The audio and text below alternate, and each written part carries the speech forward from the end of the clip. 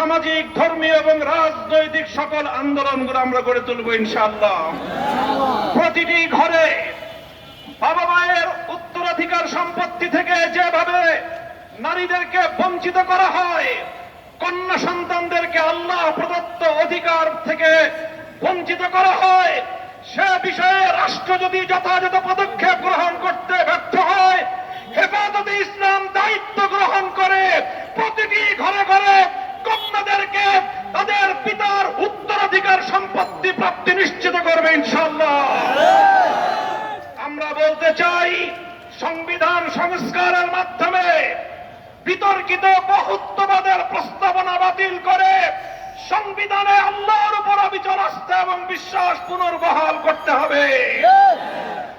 সংবিধান সংস্কারের কথা শুনছি, কিন্তু বর্তমান অন্তর্বর্তীকালীন সরকারের ক্ষমতার দীর্ঘ সময় অতিক্রান্ত হওয়ার পরেও দেশের মানুষের কাঙ্ক্ষিত সেই সংস্কার আজও পর্যন্ত বাস্তবায়নের কোন রূপরেখা আমরা দেখতে পাইনি।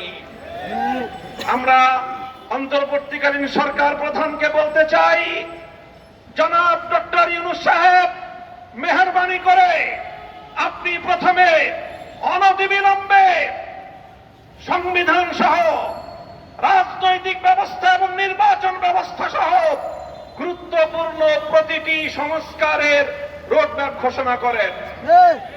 কবে নাগাদ আপনারা এই সকল সংস্কারগুলো করবেন? এই সংস্কারগুলোর একটা রোডম্যাপ ঘোষণা করেন। রোডম্যাপের ভিত্তিতে যথা উপযুক্ত সময়ে একটি যৌক্তিক সময়ের মধ্যে নির্বাচনের রোডম্যাপ ঘোষণা করেন। আর সেই নির্বাচন বাস্তবায়নের আগে বাংলাদেশের হাজার হাজার মানুষের রক্তের দাগ লেগে আছে যেই খুনি ফ্যাসিবাদী শেখ হাসিনা এবং তার খুনি মন্ত্রিসভা এবং প্রশাসনের হাতে, তাদের বিরুদ্ধে আইনানুগ ব্যবস্থা গ্রহণ সহ তাদের বিচার কার্যক্রমকে দৃশ্যমান পর্যায়ের উন্নতি করতে হবে। আজও পর্যন্ত সেগুলো বিষয় নিয়ে এদেশের মানুষ আশ্বস্ত হতে পারেনি।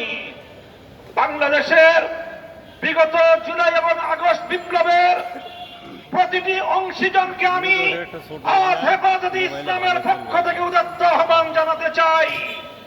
বিগত 15 বছরের ফ্যাসিবাদী আমলে আমরা যারা রক্ত দিয়েছি রাজপথে, জীবন দিয়েছি রাজপথে, সকলকে আমি অ্যাড্রেস করি।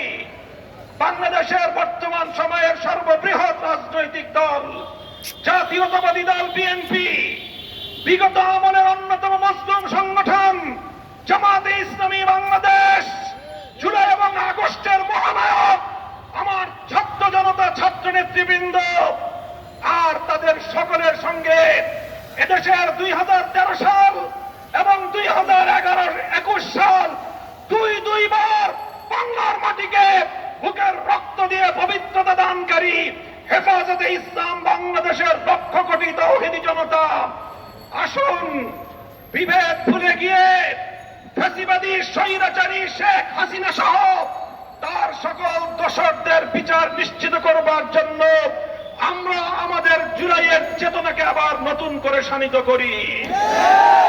Professor doctor